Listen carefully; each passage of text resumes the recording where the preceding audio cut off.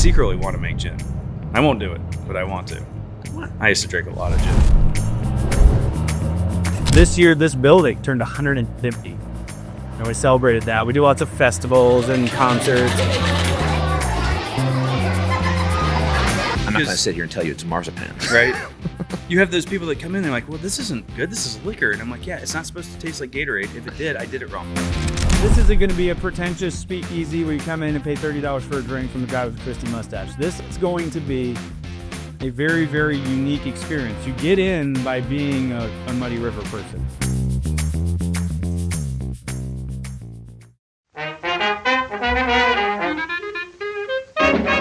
I'm Allan Cogan. Join me as I highlight small businesses with interviews on site at distilleries, breweries, and more. My mission is to share the stories of the awesome people behind the craft. Welcome to Crafted Conversations. Well, Robbie, Now- it's been a while since we started talking, and I'm glad I'm finally here. So Yeah. Thank you for having me. Sorry for pushing it off. It was all about that change in the label, right? I think that's why I kept... Yeah, we were waiting for you to the label change so I could help you take some photos and, Yeah. and get some stuff out there. But I'm excited to be here. I'm a whiskey person first and foremost, and that's what got me into the spirit world. I've done more episodes with craft breweries too, so I'm kind of branching out to craft beer. There's a billion of craft beers out there. And I haven't been to many rum-only distilleries, and I haven't really branched too much into rum yet, but I have recently. So I'm really excited to be here because you are a craft local rum place in the state that I currently live in, North Carolina. Yeah. Tell me about your journey to do this, and I mean, it's got to be fun as hell, right? Yeah, I mean, it's a job. It's more fun in the woods, but it's still fun. Fair. I complain about it, but it is a pretty awesome job. I used to do construction for a living, adaptive reuse. Yeah. And that kind of makes this old building make sense. And got the idea for making liquor in an in-flight magazine. Really? Yeah, so Like Sky Mall? like Sky Mall. Well, it was an American Airlines flight. Okay. Going to Waco, Texas, to turn a high school into apartments. And I'd fly. My boss was such a nice boss. Instead of saying, "Hey, jobs in Texas, start looking for apartments," he'd fly me there every other week. Oh. And so I was just living in the Charlotte and Dallas airports, traveling back and forth, building this job out with, the team at Rehab Builders. And Yeah. somebody left a magazine in the flight one day, and so I was thumbing through it, and it talked about how like craft beer was super successful, right? And there's only 100 and something distilleries in the country. Right. So the inevitable next thing would be liquor. And it just went on to say, the success of craft beer and how people liked local and they were looking for the next thing, and that was going to be distilleries. And you don't need to be a billionaire to start a distillery. So, I guess in my brain, I thought to make liquor is such an intense process. That's why you don't see a lot of them. And when you see them, they're massive and Right. hundreds of years old. Yeah. So I got off that airplane and started building a still. And I just took a steel pot, wallered out some holes in it. And I'll show you some pictures of it. Made liquor in the kitchen in an apartment in downtown Charlotte. And I think my neighbors probably thought I was making meth or something. But anyway, that escalated. I was making liquor and it was disgusting. Sure. Right? So small business stories where it's like, oh, you should do this for a living. You're good at it. My friends were like, dude, don't quit your day job. It was gross. It was terrible. But I was so in love with the fact that you put wine in and liquor comes out the other side. I was like, what? I just did that, right? And I drank it, and I can see. I'm not blind. Right. So I was like, the reason it's terrible is the still's too small. So I go to my parents' farm, and I start building a machine in their backyard. And I'm going, I had a bucket for the coil, and I got my HVAC guy had given me a coil of a line set from air conditioner. Sure. And I'm looking, I got this bucket to put it in that I got from another mill. And I'm walking through their woods measuring trees. My dad's like, what are you measuring trees for? And I was like, I just need to make sure that I get the right diameter tree to roll this coil into this bucket here. And so I found it. I cut down the tree.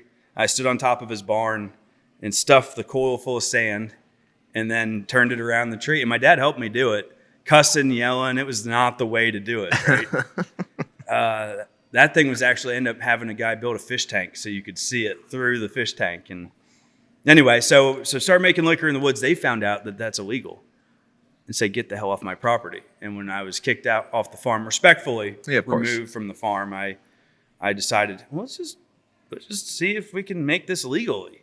And like the beer guys do it. Yeah. And I filed a permit in 2011, early 2011, and it came back approved in 2 months.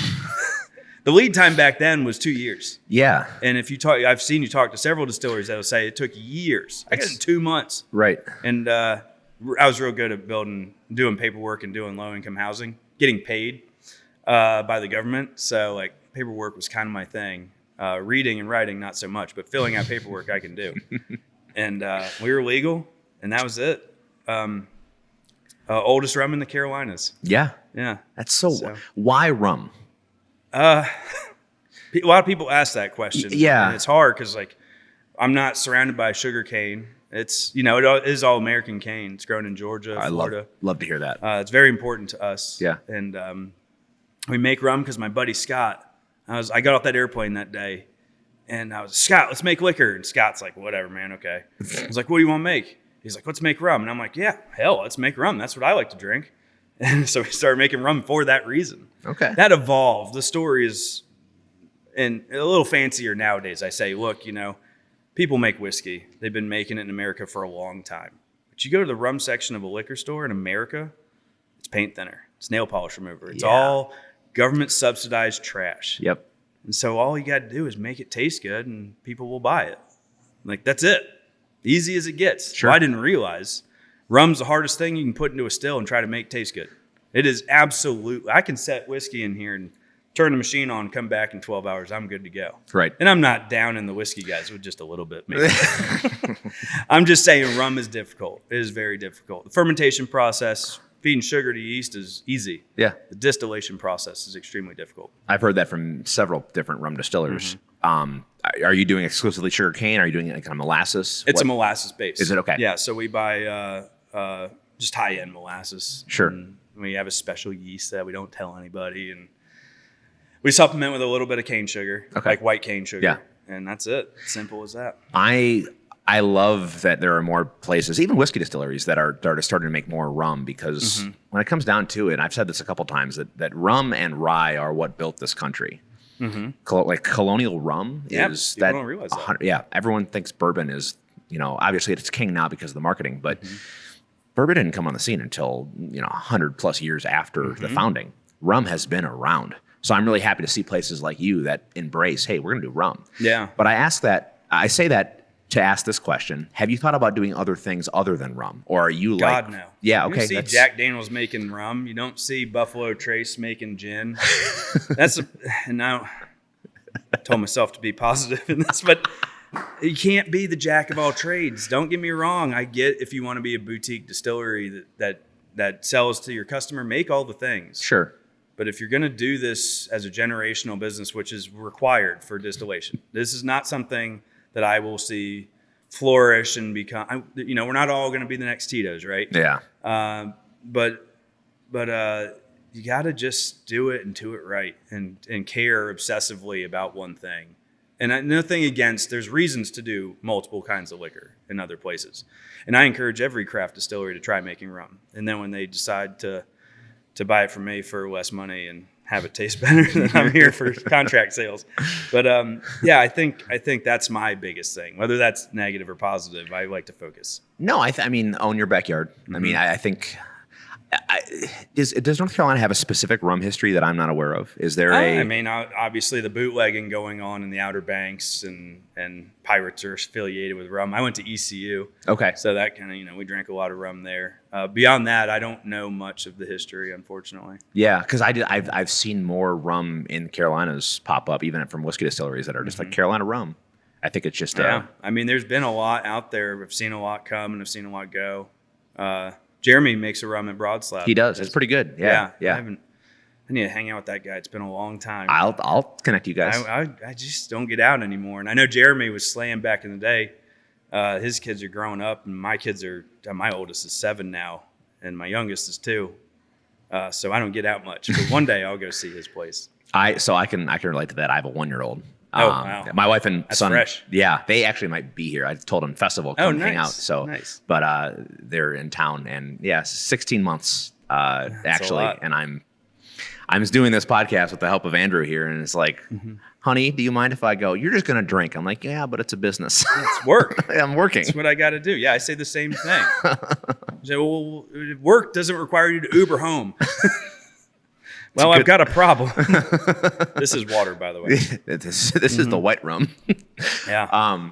No, I love it, and I think the biggest thing that I enjoy about doing this is when I walked into your building and I knew kind of a little bit of your story, and I've seen your channel on YouTube and what you've done with the renovation of this space, and the TLC, the love and care, the just blood, sweat, and tears that goes into the building of this. Obviously, that translates to a product that you care about as well. So tell me about that. I mean, you bought this place. I think it was a Craigslist ad. No. Oh, that was the old one. That was the original location I found on I'm getting Craigslist. ahead of myself. Yeah. You tell your story. You want me to the long version? No. The medium The version? medium version. So the cliff notes are, once I was evicted by my parents on the farm, I started looking for industrial property. And the original distillery was 500 square feet. I found it on Craigslist. I was working in Texas. My mom was in town visiting my sister, I think, that weekend. And I said, Mom, oh my God, there's industrial zone property that I can afford. And it was $500 a month. Please go look at it. And if it's good, like, I'll sign a lease. Ugh, I need to start sampling. Sign a lease over the phone, whatever I need to do. Yeah. And she goes out there, and it's on the Catawba River. Catawba River's flooded that day. She's like, oh, it's perfect. And your name's Muddy River Distillery. I was like, that's stupid. So I signed the lease. I named the company Muddy River Distillery because I was in such a hurry. Like, we were in 2011, like, there weren't a lot of distilleries. So it's like, let's be one of the original, not the 250th craft beer. Let's be one of the first, right? And once we were legal, we were the oldest legal rum in the Carolinas, right? Like that, we had that title, and that was really cool. I planned on eventually changing the name to something else and just never did. Wow. And people love it. I mean, people walk in here with Muddy River tattoos. Like, it's crazy and flattering, but the name is what the name is now, and thanks to my mom. So so that's pretty cool. We went from 500 square feet to 6,000 square feet, and I was renovating that. When I was renovating that, my wife decided to go full-time Muddy River. And thank God, because while I'm renovating the 6,000 square foot unit, she's self-teaching herself. She's learning how to make rum. Oh. While I'm on the other side of the building renovating. Yeah. And turns out she's way better at it than I was. So all of a sudden, people, because she's making it, start buying it for the simple fact that now it tastes good. Right? So Caroline's making liquor. It's tasting great. We start to grow. We grow and grow and grow. And I'm running a still called Freedom, 35-gallon still. So we grow enough where I'm like, Caroline, I'm going to build another still. So I build Democracy. That's this one to my left. Build Democracy, running Democracy and Freedom together. Caroline is. I'm still renovating, and we move into this new space. And at that point, I'm like, we got to build another machine. So I retired Freedom, built Liberty. Liberty's running now. We're pumping out about 300 bottles per distillation. And we're growing because Caroline she's good at it, right? She's making liquor, and it's awesome. We start having to sleep in the distillery to make liquor. Like, we would dump the stills out, fill them back up, run them again. And not only making liquor, but the age-old story of all distilleries, where it's like you've got to start barrel aging. And so we're filling barrels. We're only pumping out so much. And one night we're sitting through watching Game of Thrones or something, making liquor. We got a sleeping bag over us. It's the middle of winter. I was like, Caroline, can we just please God borrow some money? And really, I think we've proven at this point that we're doing it, right? Because up until now, I started the whole company and built out the first 2 facilities with like $40,000. Like, let's just go. And we bought Independence. And so I convinced her to borrow some money. Yeah. And Independence took us, these guys in one distillation pump out almost 2,000 bottles. Yeah. And that evolved, right, as we grew and got better at our jobs and more precise. We used to make liquor, turning valves and watching a temperature. And, and now I've put little brains in these things. And, we run our deflegumator within 1/10 of a degree constantly. Sure. And it's all built by us. So anyway, in 2021, after COVID, or right before COVID, let me back up. 2015. Okay. They passed this law in North Carolina, said, y'all can sell to your customer now. And I'm like, what? We can open up to I used to drive my truck in the building. You didn't even know I was there. I'd just be making liquor. You'd smell me. You couldn't hear me, see me. Right. And now in 2015, I could sell 1 bottle per customer per year. We hired our first employee. It was a friend, paid her money, not rum and pizza. And that was the beginning of the end. A couple years later, 2017, they made it 5 bottles a year. 2019, they made it unlimited. They said, now, not only can you sell wheelbarrows full of rum to people, you can have a bar and send your liquor to the bar. And I looked at Caroline after that law passed and said, I think we got to move. Like, this factory warehouse situation ain't going to cut it. Like, to a plank with barrels on it isn't going to do it anymore. Yeah, right? So, right. So we start looking for property in 2019. We were also facing the whole gentrification, Charlotte growth, North Carolina growth, right? Yeah, right. So I'm watching all my friends' rents raise and people getting evicted. And I'm like, I'm not going to play that game. I need to be independent. So instead of renting, which don't get me wrong, my landlord's great, I need to own, so control my destiny situation. Well, that was stupid, I guess. So I start looking for property in 2019 and I lose offer after offer, mostly to developers. Sure. In one case, for religious reasons, they wouldn't sell to us. Oh. Every time we'd make an offer, they'd take it off the market and then it would pop back up. Finally, I'm like, you have to explain to me why. And they're like, well, we don't believe in what you do. Thanks, Bible Belt. So my old boss says, hey, you should check out this mill. And I was like, hell no. I quit doing adaptive reuse construction because it's rough. It's hard work. Yeah. And a year later, I was like, well, I got no other options. Let's go look at the mill. And the mill was being targeted by a bunch of developers. Sure. And Pam Friedel, the owner, was like in love with this building. In fact, she was evicted by my landlord's daddy in 1973, and that's why they bought the mill. So I told her my story. I showed her where I used to sleep in the mill and how there was a shower from the side of the long story. And she took all my money.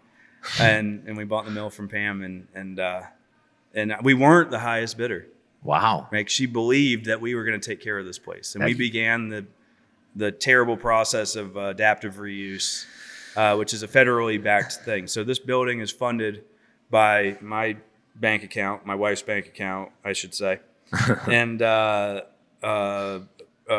private financing from a bank. Sure. SBA funding. Yep. And historic tax credits. Okay. Which means that you do things according to what the government wants, and then you sell those tax credits to rich people to use legitimately. It's a weird thing. Wow. I won't bore you with that, but we did all that. Not only that, but we did all the paperwork ourselves. We syndicated ourselves. Caroline and I look 20 years older than we should. I do. Caroline's still beautiful, but because of that nonsense, we lost our funding a couple times through this build. Once because the SBA reached out to the State Historic Association, and they went through all the levels of the building and got to the basement where the archaeology department was. And archaeology calls me one day and they say, we need ground penetrating radar done in these 4 zones. And I was like, well, yeah, come in and do it whenever you want. And they're like, no, here's a list of contractors, you do it. And I was like, well, I give you this report that I pay to do, and then what? And they're like, I don't know. We assess what happens and we go from there. And I'm like, you mean, I don't know? Like, what if you want me to excavate the whole parking lot? And they're like, well, that's what you'll have to do. So the SBA dropped us. I lost all my funding halfway through this. And I owed my old boss like a lot of money at that point. So it was God. Anyway, we got through that. We figured out the loopholes, and we solved the problem, and we renovated the building. And that's all on our YouTube channel. It's 60 videos of us almost dying. We lifted the building 4 inches. The head distiller here can now cut glass, glaze windows. He can do any kind of carpentry, adjust a door, and he can drive heavy equipment. So he put 200 loads of gravel, 200 dump trucks of gravel under our feet. Holy crap. We backfilled the crawl space and put concrete in so that, the way I sold it to the federal government was this building floods all the time and it's rotting in these areas. I need to protect the building. I need to turn the crawl space into a slab.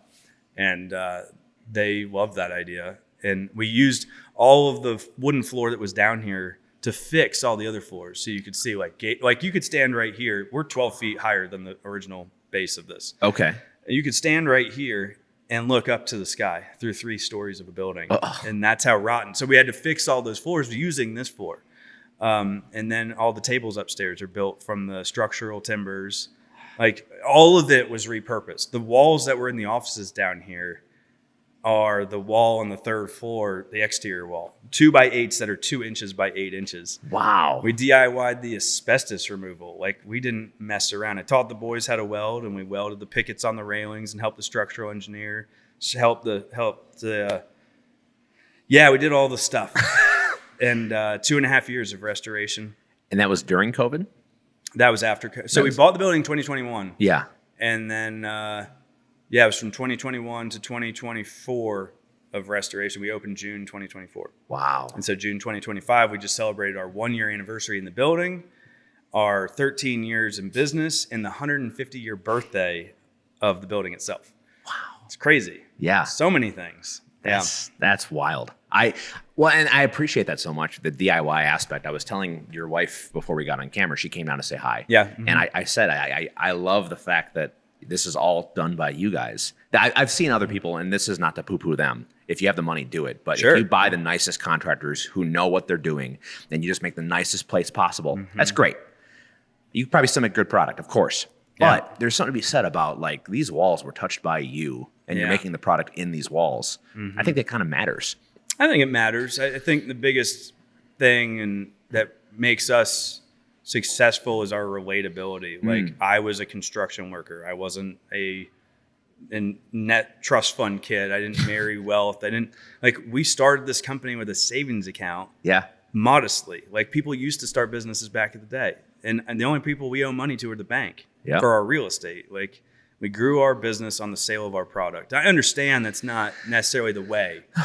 But then if you look around in here, everything came from some other business that didn't make it. Sure. All these tanks are repurposed brewery tanks. Okay. Because when those breweries went down, rather than the owner loving and selling off his prized possessions or doing what it took to make it, he just dropped the ball to his investors and just liquidated everything to auction houses. Like, that's the difference. Like, if there's I don't know where I'm going with it, but owning it and being responsible for it, and you succeed not on promises and hopes and dreams, but on the backbone of your customer that supports you and believes in you. And other people come in here and they're like, well, if this idiot can do it, I can do it. And then they go do something special. Yeah. Like, that's how I think we've grown our business, being real people.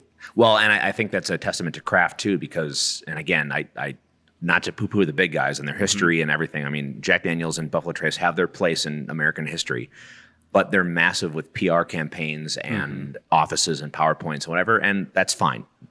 But craft, you're accessible.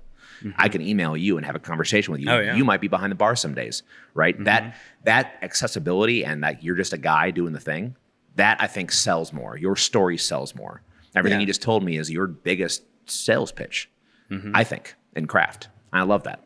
Yeah, I think it's important. And maybe those distilleries started that way hundreds of years ago. And they probably did. Yeah. For sure. But now you see them popping up everywhere. And I get real copper envy or stainless steel when I go and I see that fancy machine. I know. I just built a prototype for a thing that I was like, man, this guy's selling this thing for almost $10,000. I got $300 invested in this thing, and I just recreated it because that's how we do around here. That reminds me, I was going to tell you when you were talking about building the stills. There's a place up in northern Pennsylvania. I was in the National Guard. I was up in Pennsylvania's National Guard. I would travel to Scranton 1 week in a month.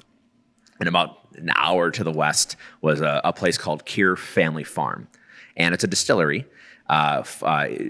Two doctor, well, she might have been a nurse, but he was a doctor, and they retired, and then they just decided to make a still. And they didn't know what they're doing. At all. And he gave me the tour, told me don't take pictures. And they literally made their still out of old water heaters. And the ATF came in eventually and said, what are you doing? And slapped their hand and said, this is just not safe. Whatever you're doing. This, like, you can, lucky to be alive. Yeah, you can do the things, but please do it above board. Here's the proper paperwork. Credit to the ATF in that moment. They actually helped someone. Yeah. They don't always do that. But this guy is making some interesting product, but he showed me his whole startup of just I'm just going to make some stuff. And I thought that I appreciate that more than someone who goes to an expensive school or a program or whatever and works as whatever that's cool. I want to do that. Andrew and I have talked about using the well water on my property here in North Carolina and start let's start. For the ATF watching, I'm not going to do that. Sure. Yeah, I think that's important. I think education's important too. It's just however you got to get there, whatever your means are. And I think what the reality is that anybody can do anything if you just start and go and understand that you don't have to have that money. Don't use that as an excuse or something to prohibit you. Just understand that you're just going to have to take the long road. And in the long run, those hard instances are what make you a better person and make you a better company. Yeah. So when it sucks and you're sleeping in a distillery, understand that that's what makes you who you are. And it's hard. It's hard to do that. I still, to this day, struggle with that because the last 2.5 years for my wife and I have been very difficult. Oh, sure. And, but it's, you always look back and say, hey, I'm proud of myself. And I think other people are proud of us too. And that's cool. We get a lot of people that come in here that want to do stuff, and I give them my number because the number one thing, back to your story, is just call me so you don't die. Like, I'll help you with knowing what to keep you alive. I'm not going to tell you, oh, you're breaking the law and stop doing that. I don't view you as a competition, but at least I can keep you alive through the learning process because I've been lucky. Yeah. OSHA, I actually had OSHA called on me one time from an electrical inspector. Yeah. I was putting in the stills.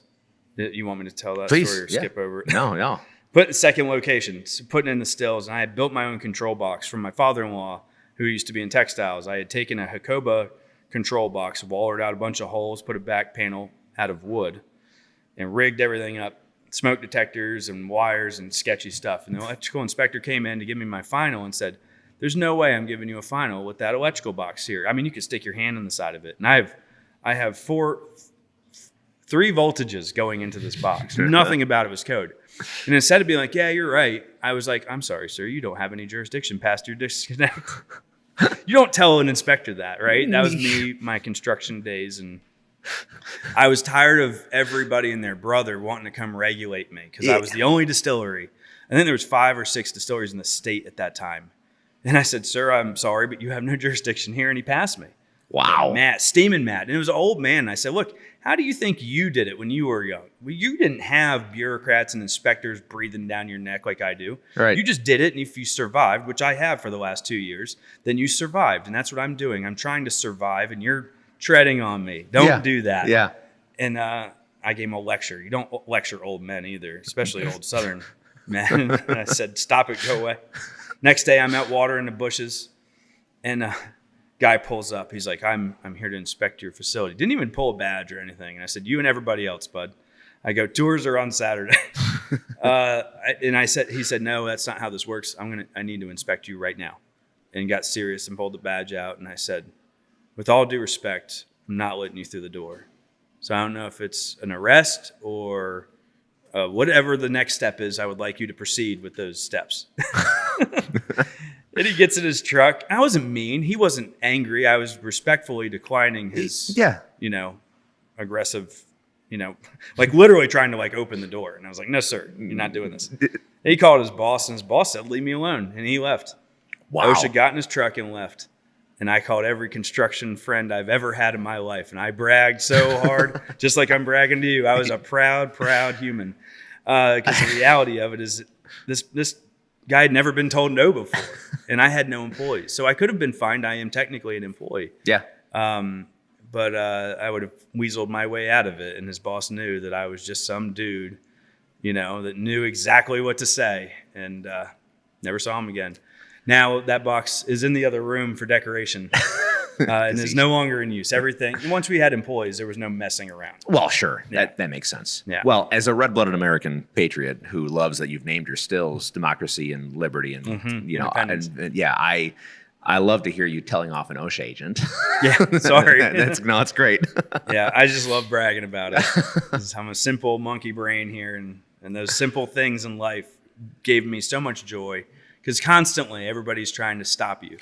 Well, and that's one of the issues I've always had that with this industry is that, like, at the end of the day, you are making a product that it can hurt people and people abuse and all the things, but also like cigarettes are available and you can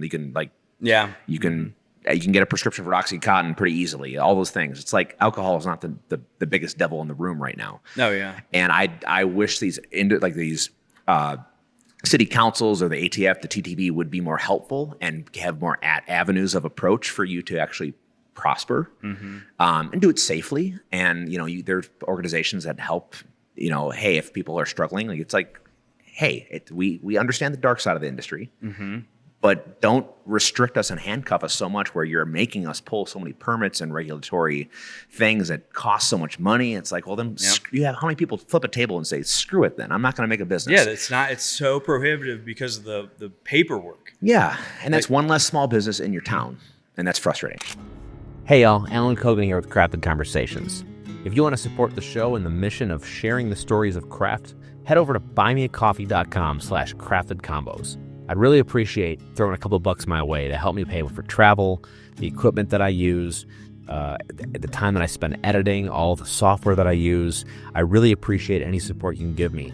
And if you can't afford a couple bucks, at least give me some feedback or go over to your YouTube and subscribe or follow us on Spotify. Anything helps to make sure that we share the story of craft and give these small business owners a little limelight and get them out on a platform that really showcases what they're doing. I can't do this without you guys or your support, so I would really appreciate you pitching in and helping out. So I'll see you out there, and I really appreciate it. Cheers. That's SBA. Anytime someone approaches me and says, I want to get an SBA loan, I go, you better be desperate. Yeah. You better be desperate, because the fees and the paperwork and the bureaucracy will mentally drain you to the bone. They will suck your life out, and it's just a nightmare. Yep. I'm dealing with violations now, and I'm like, well, constantly. It's all the time. There's a list of violations. You're a distillery, you're a target. But these aren't things, and I bring up to the people that write the violations, these aren't things that pose a safety risk or a health concern or have anything to do with what I do for a living. These are things that they do that they have to send me violations for so that they continue to get funding for the government. Yep. And I'm like, everybody else around me's violating. I go, look, my neighbor over there is doing the same thing. And why aren't you writing him a violation? And they're like, because you're extremely visible. And I said, well, then next time you want to come on my property, you better let me know. Yeah.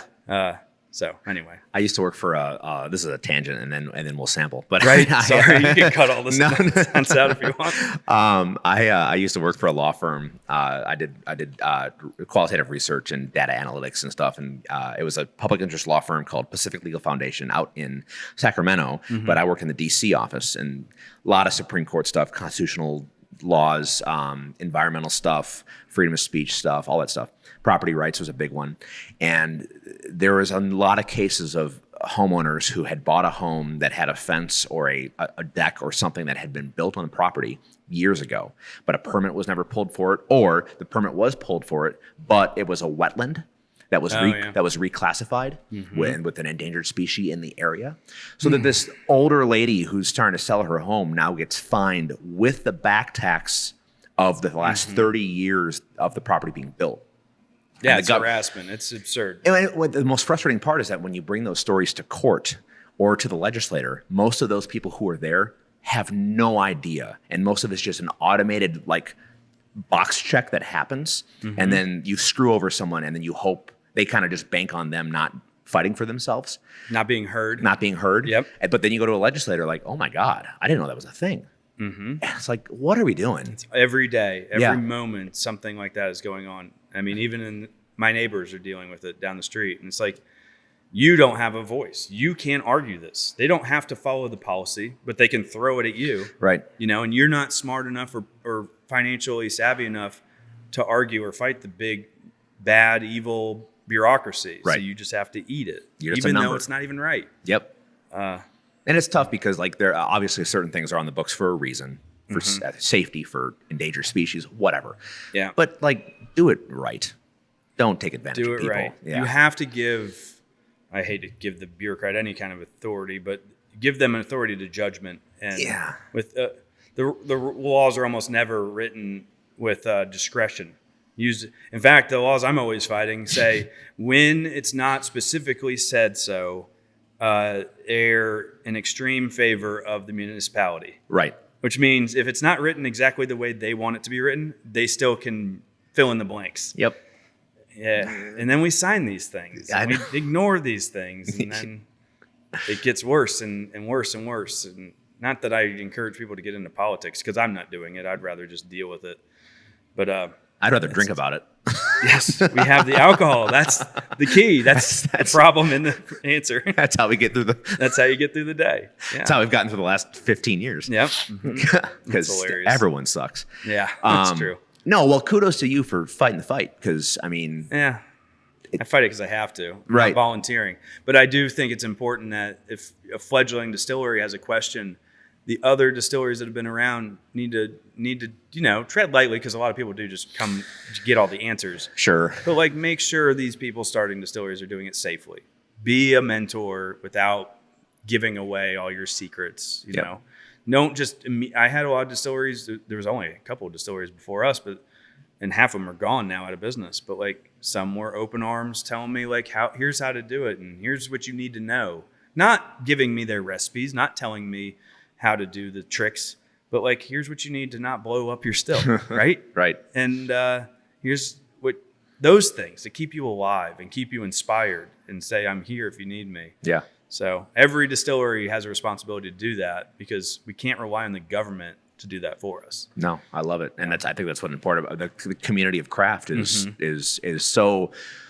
It's fun to watch, and I'm proud that I've been part of it now and talking to a lot of you different distillers and fun industry. Job. It's great. And I bet. Everyone, no, it's not a competition. Everyone's hanging out. Everyone wants others to succeed, because that old adage, rising tide lifts all boats. It really does in this industry. Yeah. If one succeeds, you all succeed. So the key behind that too is, if you're a craft distiller, you need to make good liquor, because if you make bad liquor, you bring us all down, and that sucks. There's so many distilleries that just trying to make $1 and then sell their company. And it's that's not the way to do it. Focus on making the best thing that exists. Yep. Don't ride on the wave of craft and backyard. You're going to get a lot of business because you're local. You're going to get a lot of business because you're the new thing in the neighborhood. Right. But if you don't give them good product, they're not coming back. No. And new distilleries tend to lose sight of that. Oh yeah. And then they have that one bad taste of a local distillery.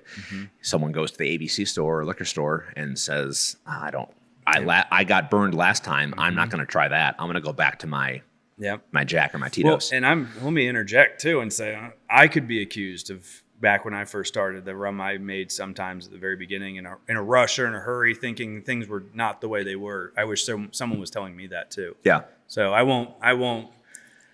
This is like hot calling the kettle black. We make the best rum in the universe, but it was not always that way. And I found that importance. And so I tell people that when they start, I wish someone had told me that. Yeah, so, that's fair. Yeah. Well, should we try the rum? Because cannot wait. it's past the morning, and we need to fix that. Well, we're it's almost about to be. I know. Look at that. You have a lot of products. Too many products. That's awesome. But walk me through that. Tell me what we got here, and I'll probably try more off camera. But so we're doing a barrel aged flight. Okay. So we start with the no age, and then we go a 2, a 4, an 8, and then a cast series. Oh wow. Okay. And we'll start with the youngest and end with the oldest. We'll end with the cast series, which is not the oldest. Okay. But so I told you already that we're a molasses base. Yes. And I tell everybody that tastes rum, you're a professional, right? But not everybody is a professional. So if you're going to go to a distillery, you need to taste their product at room temperature, right? Someone pulls a liquor bottle out of a freezer, they're trying to trick you, all right? So we are drinking it at 75 degrees, and we'll start with the silver rum here. And to anybody drinking any rum, if you want to see what a distillery is all about, you taste their white liquor. Their new make. Because that's you can't hide behind it, right? That's right. And this is something that we contract this to other companies. I'm very proud. I almost exclusively drink this myself. When you're tasting it, the first thing you do is you wet your lips. And smell as you're doing it. What your body will tell you, if you're not us, if you're not a professional, is poison. Stop it. Yeah, it burns. Don't do it, right? And you got to tell your body to shut the hell up. And just enjoy, see past the fact that this is ethanol, which humans aren't supposed to drink, and wet your lips again.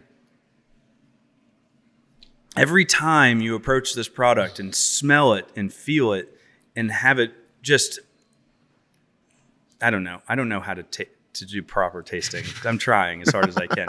But every time you get past that initial, I've been past it since this morning, right? Yep, but right. For a lot of people, it's hard to approach an unaged product. it takes several times of wetting your lips or days even before you become us. And you're like, okay, I know what I'm doing here. Right. And what you're trying to taste is the base ingredient. So if you're doing this with whiskey, you would taste the corn or the rye. If you were doing this with brandy, you would taste the fruit, the grape or the pear. If you're doing this with rum, you want to taste the molasses. You want a subtle sweetness. You want nothing from your gut to want to come back. You want it to smell and taste together awesome. Okay. And that's what this is. A distillation for us is 18 hours. We start at 4:30 in the morning. And when I talk to the people and we taste this rum, I let them know that we start at 4:30 in the morning drinking this off the still at 90%. And we're drinking it here at 40%. There's no other. There's no sugar added back to this. There's no adulterating. There's no filtering even. We filter our water, but that's it. And that's good for a new make. It's the best rum in the universe. And don't take offense to this question. Get out of here. Get out of here. Got the cameras. Is there a rum out there that you aspired to become, or like, I like the profile of that company or what they're doing? Was it like what you came up on was like, this is what I want to kind of reach for? I hate that question. I know. That's why I hate to ask it. But I love it. It's an important question and you should ask it because people, especially in America, surrounded by whiskey bros, sorry, you got to know, like, wait, rum doesn't have to suck? Like, it doesn't have to be terrible? No, the world makes good rum. Mm-hmm. And I'm not going to go really into it. But yes, Foursquare is the motherland. Richard Seal commented on a post, and I was like, oh, my God, I made it in this world. That was years ago. We had won a gold medal in the Miami Rum Fest, and I was just, like, so flattered that, like, somebody of such prestigious background. And at the ADI, we had God, what was it? It was the plantation guy. Oh, Alexander. Yes, Alexander. And I was Gabriel. Like, oh, God, it's like seeing a celebrity to me. I got to interview him while I was there. They do. He was great. That's so cool. I wanted to meet him because it was him telling a story about being on a farm and then doing what he did and doing it all himself. I was like, oh my God, this is my grandpa. Yeah. I mean, my dad, whatever you want to call it. You know, he was such an inspiration to hear his story because I was like, that is my story. I'm doing it that way. Right. The hard way, the long way, the painful way. That's the way you're supposed to do it. The suffering is real. And it made him successful. And Foursquare is the other one that's like, yeah, those are the pinnacle of the industry. And I would have no problem tasting my products with any of those people. So as much as I look to them, I still think we're the best. Sorry. I'm really glad, I'm going to say it for the people at home, I'm really glad that you didn't just say, oh, Bacardi. Yeah, no. Now, I joke in the tour, they're like, well, what do you do with the bad rum? Because it's 30% of what we make in a day is trash. Right. Yeah, or more even sometimes. Yeah. Depending on things and stuff. Not very often anymore, but I joke in the tours. I say, I sell that to Bacardi, and that's what they do. And in all reality, I don't. Bacardi doesn't want it because our federal government pays them for the entire process of making rum. Yeah. So they don't want anything I'm dealing. Don't even know we exist. Don't care. Yeah, they have a pretty sweet deal. Yeah, they have a sweet deal. It's sad that in America it's cheaper to make whiskey than it is to make rum. And that's another reason people are like, why the hell do you do it? Wow. And I say I'm the cockroach in the apocalypse, you know. No one else wants to compete with me. Yeah. Well, people do, but not they struggle with it because it's like, why? You're fighting a subsidized industry. Why not just do whiskey? Because corn is subsidized, so like you would get it. It would be cheaper for you, right? Right. And I'm like, yeah, I'm an idiot. But I love the rum, and I love that it's so hard to make. And it was my ignorance that put me in that category to begin with, but I'm sticking to my guns. I love it. Ego will not let me say otherwise. No, I love it, and I'm interested to see how it progresses with barrel. But let's do it. You ready? Yeah, I am. But I got to give you accolades because this is delicious. Thank you. We try very, very hard. Yeah, and it's not just me. It's Jake. He's usually running first shift. Yeah, and it's during his shift that the real fillet comes out of that cow, you know, and I think that's important. And not just that, but when I show up, I get everybody that's in the building. I don't care if it's the UPS driver, the mailman, the social media girl, the GM, whoever is in this building, when it's tasting time, they're down here, the cook, the chef here, everybody is trying the rum. Love that.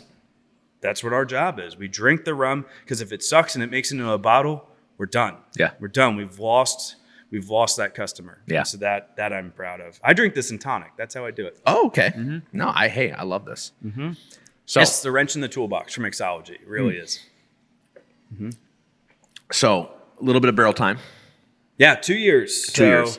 Get a little brown. We use new Virgin American White Oak barrels. Used to go to East Bernstadt Cooperage. I think they were bought because one day I called them and they're like, we can't sell you barrels anymore. Yeah. But I used to park my lawnmower trailer right next to Maker's tractor trailer. I also have a cease and desist from Maker's, Mark. I can show you that later. Oh, Yeah. that's how you know you made it. Oh, yeah. That'll make you happy and sad all at the same time. It's a scary thing. But, yeah, so 2 years in a barrel. This is Queen Charlotte's Reserve, named after Charlotte, North Carolina, because that's where we lived. Yep. We age it in new barrels because what we call this now, and as it progresses, you'll understand more and more, the gateway rum for the whiskey drinker. So when you're a whiskey bro and you got 50 bourbons in your closet and you can't pull a brandy out or a good rum, you're just not doing it right. So this is the rum that a whiskey person can be like, oh man, I didn't know. I did not know that rum is something I can put on ice and enjoy. So drink this at room temperature, however you want. There's no rules. We're not in high school. Don't shoot it back. But what you taste here in 2 years, moderate climate, right? Nothing super high, nothing super low. You got about 20% oak. You got 20% oak and 80% rum. So it's light. It's approachable. It's simple. It's, the kids say, crushable.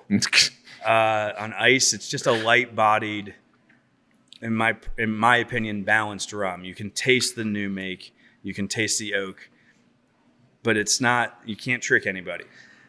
It's got the flavors of a whiskey, like the oak, right? But it has its sweetness of a rum. It does. It's almost like for a new, like, obviously I'm well versed. My palate is destroyed from all the things I drink. But for someone who would think, oh, like whiskey's too harsh, I have to put it in a cocktail. This is a cocktail in a glass, essentially, for that whiskey drinker. Exactly. You have those whiskey notes, but you also have that sugar. And it's not just flat. It's not just blah. Right. Which you get in a lot of barrel-aged rums because a lot of times they'll distill the mess out of it and the character's gone. Yeah. And this is a meatier cut of the blending process. Okay. So to not go in too far, it's the rum going into the barrel has a different character than the new make because of how we do our distillation. Gotcha. So we don't, because if you just put, say, barrel-aged vodka, no one's going to buy that.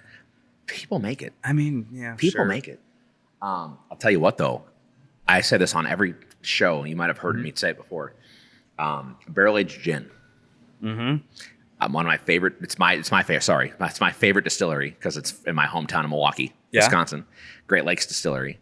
I know the owner. I know the last two distillers. They have a bottled and bond 4-year aged gin. Bottled and bond gin. Okay. It is fantastic.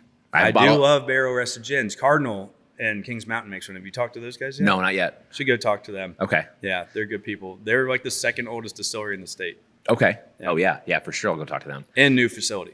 Oh, okay. Yeah. Good. Been drunk with those boys a time or two. Yeah, we used to party hard. But yeah, Anyway. I have it at home. So sometime Barrel rested gin. It's so good. I secretly want to make gin. I won't do it, but I want to. What? I used to drink a lot of gin.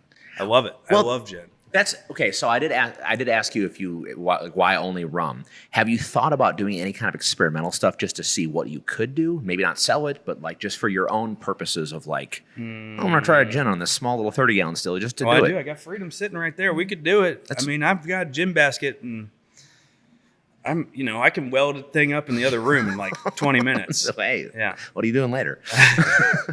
No, I'm not doing it. I can buy my gin. It would take me forever to get it right. Yeah. And I want it to taste like a pine cone, which isn't what kids want now. See, I'm opposite. I don't want it. You like the fruity or the citrus forward gins? I want there just to be enough juniper for it to legally be called gin. Yeah. Yeah, and I love those too. Yeah. I love those gins, but I like the pine cone gin. I'm an old grandma sitting here. That's gin terrible. and tonic all day. I mean, I drink my rum with tonic. It's just what I like. Yeah. It's also great for cramps. So like wake up in the middle of the night after doing construction for 14 hours and not drinking enough water. Yeah. Your leg is just rock solid. Take down some tonic water. I'm good to go. All right. And that's why I drink it with the tonic water because it helps me not lock up. No, I barrel can't. rested gin. Yeah. Yeah. 4-year-old too. It's like drinking candy. It's dark. It's dark. It's as dark. I as would this. absolutely love to try that. The Cardinal Boys make a good barrel rested gin. I think it's 2 or 3 years. That's 2 I have years. no is clue. the Don't quote me on that. yeah. But Well, I'll go hit them up. Yeah. And like I said, I have a bottle of 4-year-old at home. So yeah. Me and the boys have talked about making gin, and we're not going to do it, but we've talked about it a billion times. We actually, I talked to them about doing an ownership profit sharing thing where it's like, you want to do a whiskey? I have a whole brew house in the other room to make whiskeys. Sure. Won't do it. It's on Facebook Marketplace if anyone's buying a brewery. I have a brew house for a real good deal. My brew house on Facebook Marketplace says it comes with me and the boys and 2 days of pipe welding. So we'll do all your sanitary welding. We'll set the thing there. That's a good deal. Yeah. Well, trying to motivate people and start a collaboration kind of thing. But I tell them, we could do this. This could be your project. You want to make whiskey? I'm not doing it. Yeah. But I'll make Jake's whiskey. Right? There you go. Just not putting it under the Muddy River brand. Sure. I think that's how Blanton's got its name. Well, right. And Something like that. There's actually a lot of distilleries that do that. They have a sub, like you have your LLC. Right. And then you have your different branding. Mm-hmm. Yeah. To me, that sounds like a headache. And it's like, if you have Yeah. a product that isn't recognizable to the brand that has credibility, and you're going to start a new branding So with hard. new social media. It's the hardest part. So why do it twice? Yeah.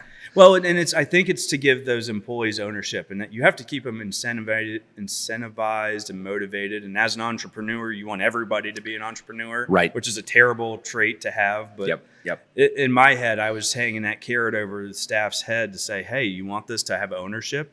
Because these barrels are your 401k. They could be something big.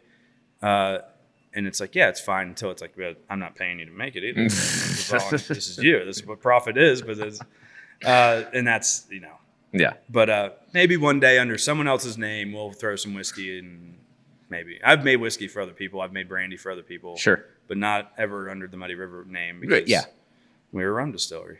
Yeah.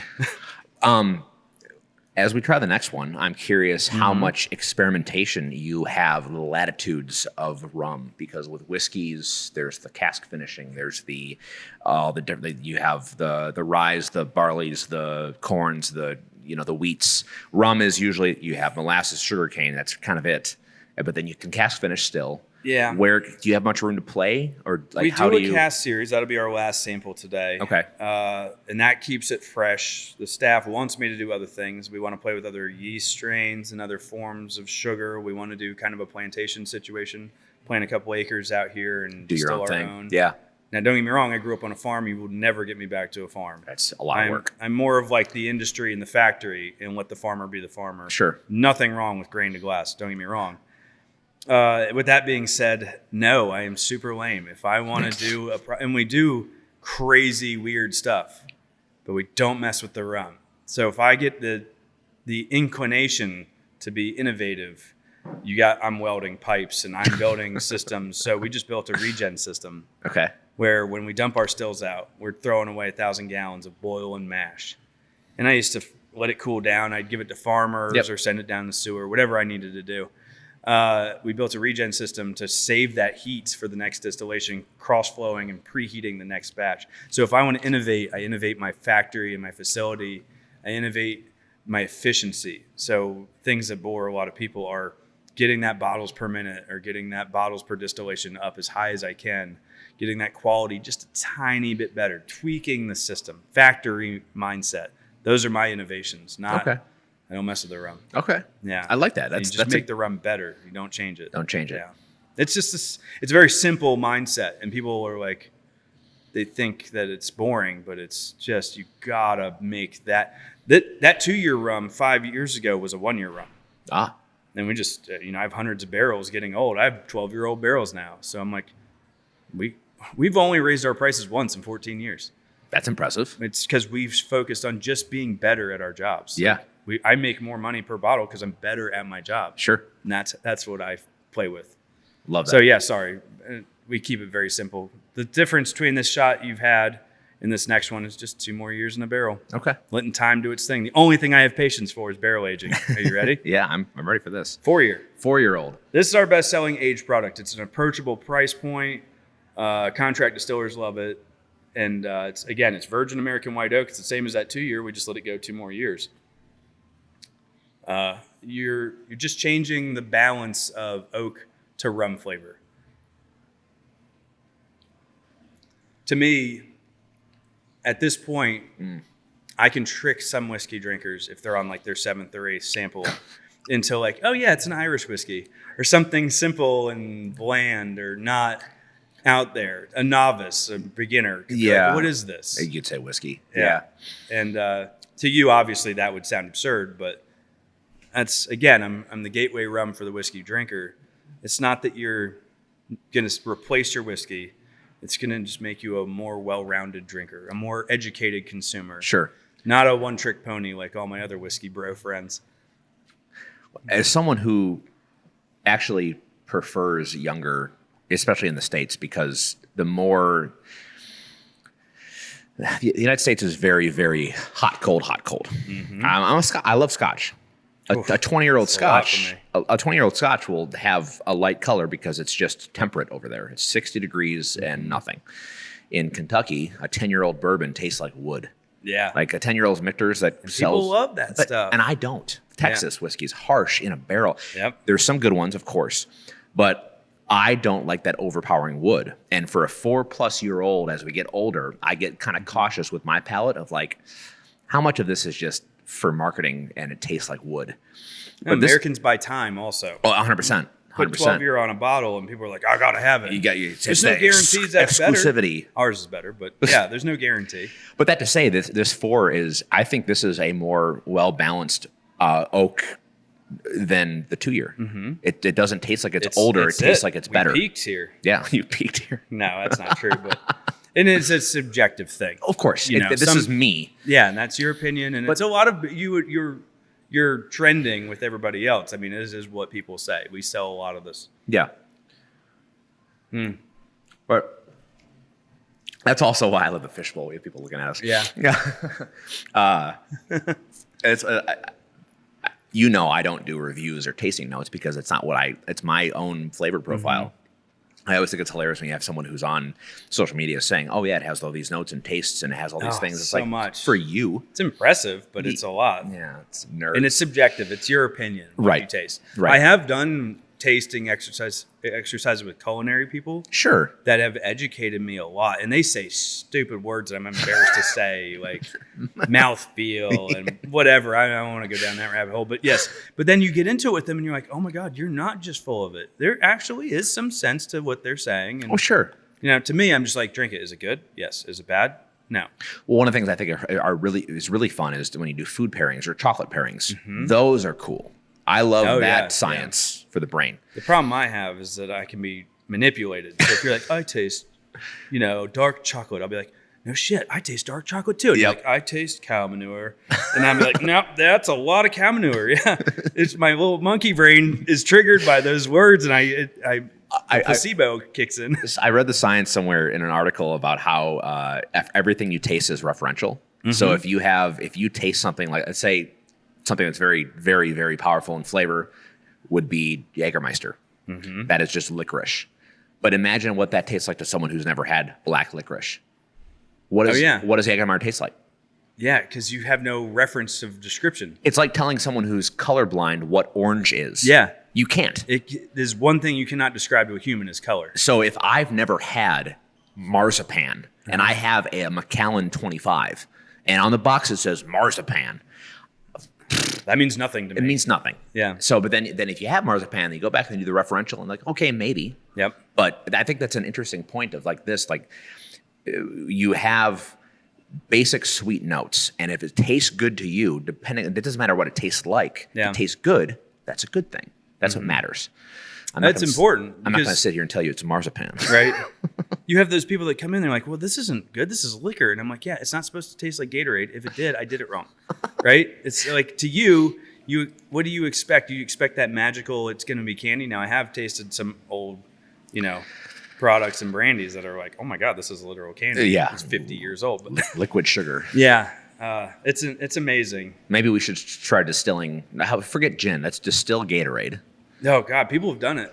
I think there's some Aussies doing it, or New Zealand folks, because home distillation's legal there. Oh, yeah. They distilled Coca-Cola and Mountain Dew. Yeah, yep. And it's fun to watch because, getting yeast to survive with all those preservatives and citric acid is tough. That's actually pretty impressive. I think there's a I forget his name. His channel's called Golden Mead. He makes mead. He made Dr. Pepper mead, Mountain Dew mead. That's such rough stuff. You just put so much honey in it. Yeah. And then you still retain the flavor of the product, but then you get the enzymes to work, and it's like 15% alcohol. Mm-hmm. It's not. That's crazy. That's a lot. But also, I don't know if I want that. No, sounds like gut rot. I just need it. I need to be able to do math the next day. And I avoid the barrel aged stuff for that reason. I like the 2-year. I get into the 8-year because I love that I have an 8-year rum. But I drink it in moderation, like oaked wines. Sure. Something about it just hits me the next day. I can drink a bottle of silver rum, be right as rain. Yep. No problem.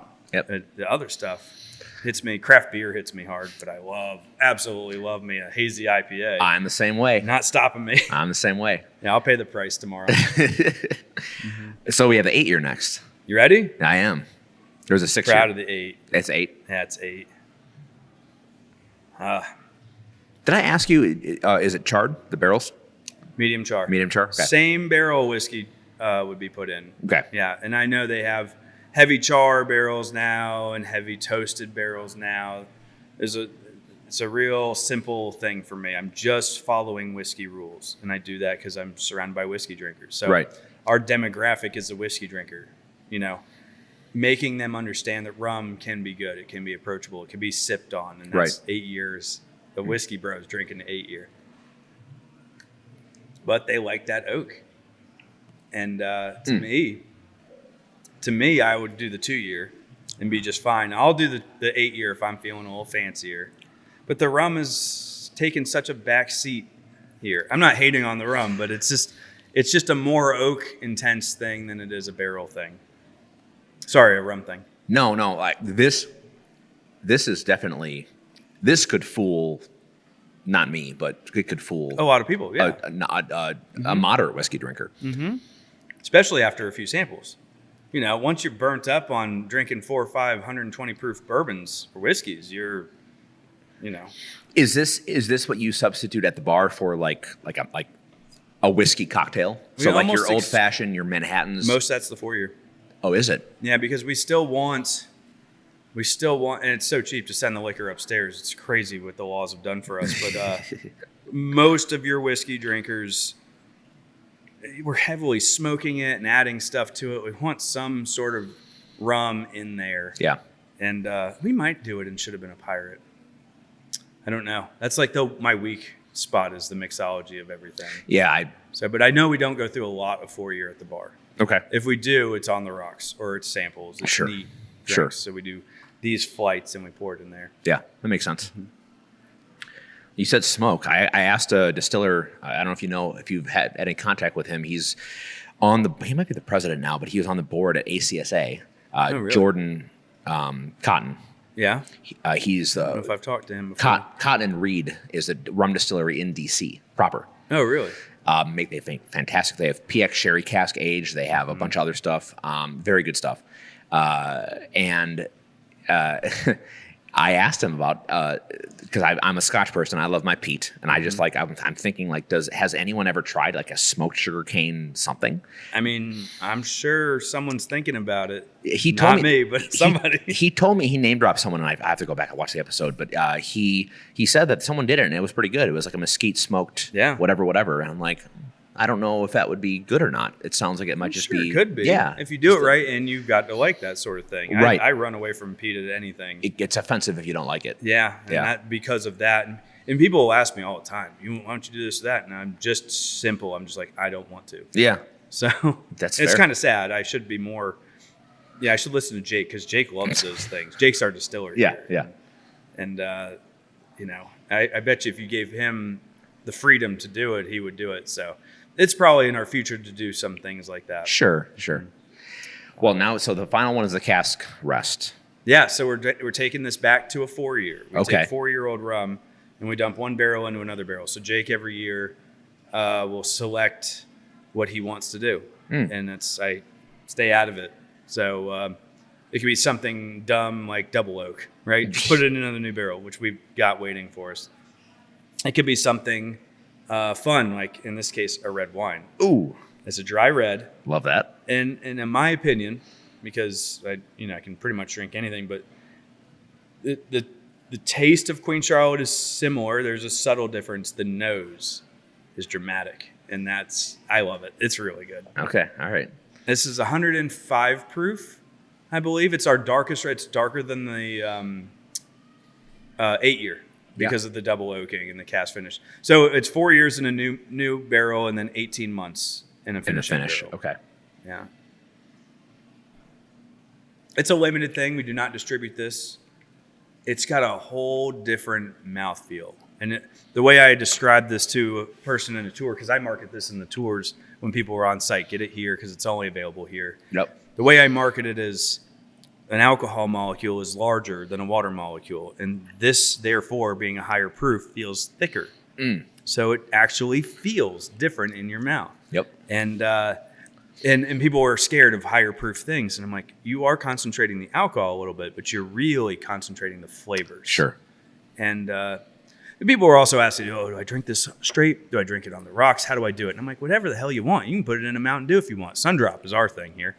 Put it in a Sundrop. But if you want to scrutinize it, you drink it room temperature. If you want to throw some ice cubes in it, no one's going to make fun of you or tell you you're an idiot. Like there's no pretentiousness here. It's just, how do you want to taste the product? And here, I can just smell that red wine. I smell fermentation more, but yeah, we didn't even say that at the top of the episode. This is we're in a CO2 capsule. Oh my God, the best smells happening right now. And we turned off the vent fan to get the audio right, which is important. You know, but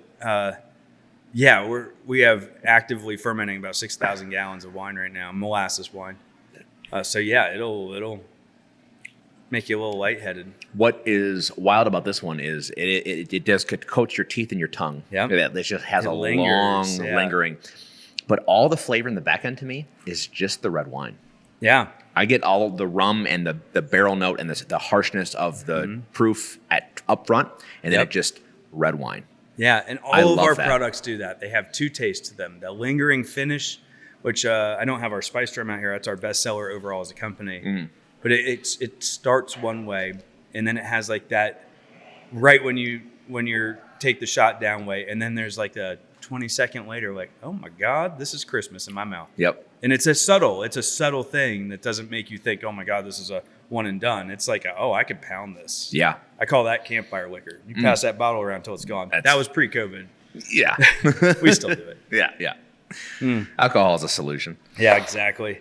So that's the barrel age series. Our oldest barrels are 12, and you can't dump them when they turn 12 because otherwise you won't get a 16 or a 20 or a 24. Right. So the next Christmas we will officially launch our 12. Oh, that's exciting. And that'll put us about 15, 20 barrels in the bank, which to a lot of people is like, what? To me that's a lot. Yeah, yeah. There's 300 and something bottles in there. It's a lot. And we're not that big of a company. Right. So, this is not all your stock. Where do you No, it's all in Belmont. Our last location, the 6,000 square feet, is full of barrels. I see. If you go up the stairs, you'll see a picture of Belmont. Okay. My mom gave it to me for Christmas last year because she's like, people are going to think you don't have barrels. And I was like, I tell them they're not going to believe you. Here's a picture of your barrels. Yeah. And which is true because they're like, where's the barrels? We have... The loading dock has footings, and I put the sprinkler system in for a rick house. We're just finding out that with this facility, people are like, well, we want to get married there, so don't put barrels there. And it's right now, the industry, it's cheaper to rent than buy. That's fair. If we get evicted because of the growth of the city and the state, then I can figure things out, But when we didn't have this facility and we were just renting, I told Caroline at a moment's notice, this whole factory could be shut down out of our control. Yep. And so we need to take ownership of that. And we did, thankfully. Yeah. Not long after buying this building, there's engineers measuring and doing as-builts on the mill that we're currently renting and storing our barrels in. So that fell through, but you never know. Developers are developing everything they can get their hands on. That's right. So that's right. What'd you think? I mean, it's a good rum. I love this stuff. I'm excited for Andrew to try it. He's working, so he can't. You driving? No, the cameras go off. He's gonna try some. Yes. I joke, but no, it is fantastic, and I have this recency bias with everyone I talk to. I think I enjoy it more because I'm sitting here talking to you. Of course, I've got you. It adds a couple points to the quality because you're sitting here listening to my bullshit, basically. Yeah, and it's not. Obviously, your bias is your product, but your love and your enthusiasm and your care for the product, that matters. That shines through. That's important. And I mean, if you were just kind of flippant about whatever, I'm making whatever, but you this is your baby. Oh yeah. And I love that. I think that's great. I joke with people. They say, what's your exit strategy, your retirement plan? I go, the only thing I'm Googling is how to legally get buried on your property because I want to be buried under that oak tree over there. Well, if you do, you avoid property taxes because you can't tax a cemetery. Yeah. Well, and another thing, when you have an historic building, you pay half of your property taxes to the state. So that was definitely a strategic move on our part. Yeah. That's awesome. It's interesting how all that works because I talk to business people all the time. They're like, I started this business to sell this business. I said, I started this business to die here. Yeah, this is mine. Sad. Right. But I'm like, am I, what's wrong with me? I don't know if I would be able to start a distillery or a company and then sell the brand and then be able to watch it do something else. Yeah, what if it succeeded and you're like, well, I got it there. I want credit for that. And not that I probably live to see that ultimate success. I hope my 3 sons maybe figure that out and don't squander it. Hell, I don't even know if when they're grown, they might not be drinkers anymore. Everybody's smoking weed now. Delta 8 rum. Here we come. Oh, I'm thinking about it. We sell them upstairs. Yeah. It's definitely a thing. Yeah. And that's good. It's a healthy option. I think in moderation, you should do all the things. Oh, for sure. Most of the things. There's definitely things you shouldn't do. Well. But definitely drinking rum is important. Oh, my God. While you're here, we should try the bitters. Oh, yeah, you did. Yeah, I did bring them out. So the bitters, this is one I signed because I like to sneak in little signed bottles or bottles of notes. But when you taste the bitters, because it's extremely bitter, just put it here on your hand. Okay. And it's going to totally destroy your palate for the rest of the day. So I apologize. But no. There's 4 years of recipe development in that product. It is fan-flippin-tastic. And I'm very, very proud of it. It is a medley of a pile of flavors. We age it for 2 years. So it's entirely made out of 2-year rum. Really? Mm-hmm. That's fantastic. It's so balanced. And not only that, it's the cheapest, most affordable real bitters you can get. So it's the best and it's the cheapest, which is extremely difficult for a craft distillery to do. We basically just do it for a loss. We want that to be the household bitters, not the economy's good, I can buy local products bitters. That is the best and the most affordable bitters you can get. So currently available on Amazon. I love that. Yeah, I think I told you off camera. I was when we were driving here. I saw that it was on Amazon. Yeah, that Andrew and I were talking that.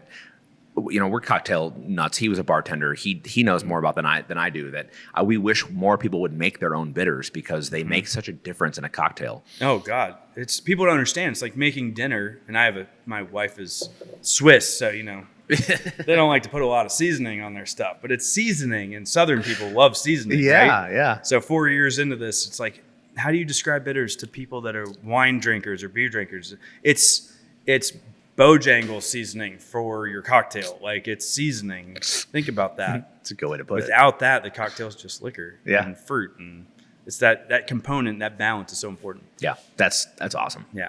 I'm glad you tweeted that because I've been wanting to try your bitters and that was awesome. Sorry about that. No, you're This good. is the first time in our life. Don't get me wrong, we have the best rum in the universe. I say it 1,000 times. But the first time in our life, a distributor approached us and said, we have to have that. That's impressive. That's good. And if you think about it, the pinnacle there being Angostura. Yeah. They're a rum distillery. Yep. People don't realize that Ango is a rum distillery that was so successful at making bitters that no one even knows they're a rum distillery, or most people don't. Yeah. People like us know, but most people don't realize that. Their rum is something, but their bitters are phenomenal. And it's not an easy process. Again, it has to hurt. It has to be painful, and that's what makes it awesome. Yeah, so I'm very proud of it. That's cool, man. Mm-hmm. Well, hey, listen, kudos to all that you do. This is an awesome place that you have here. The building itself, all the DIY, the TLC all the acronyms that you have put into this place. It shines through your product. And I appreciate your enthusiasm. Thank you. And I know we're here for the rest of the day because you got a festival going on. I told you my wife showed up to hang out. So yeah, Aerial Arts is doing like a straight up circus act back there. I cannot wait to watch that. It's going to be a great day. And I look forward to coming back to this space. I'll probably have you back on the show at some point. Oh, I would love to be on the show anytime you want. When you start making gin, for sure. I'm not doing it. I'm kidding. Not doing it. I might do it. Jake might do it. I won't do it. We'll say it's Jake's Gin. There we go. Yeah. That's a good brand. Yeah. Jake's Gin. Yeah, it can't be my Jake. Can't be Muddy River Gin. Maybe Jake can make some Jake's Gin barrel rested in rum barrels. Now you're just tempting the hell out of me. I'm marketing for you. Yeah, it's important. You're right. Right. Robbie, thank you so much. This has been an absolute pleasure. Yeah, I appreciate you having here. Yeah, for sure. It's a lot of work doing what you do, and people need to appreciate that. So I do. Thank you. Thank you. I appreciate it. Yeah, cheers. Well, cheers, my friend. We'll see you soon. If you enjoyed this episode, I'd really appreciate a follow and share on social media, subscribe to our YouTube, and be sure to give us a rating and review on your favorite podcast platform. Everything you see and hear is out of pocket for us, including travel. If you support our mission of showcasing the amazing stories behind these small businesses, do me a favor and head over to buymeacoffee.com/craftedconvos. Buy Me a Coffee is an awesome way to help creators like me with simple one-time donations or a monthly contribution. Every dime goes into giving these breweries, distilleries, and more some much-deserved limelight. If you have any questions or concerns, please reach out. Cheers! A special thank you to our supporters, The Bar Book, Distillery Products, and Virtue Feed and Grain. To learn more, please visit www.craftedconvos.com.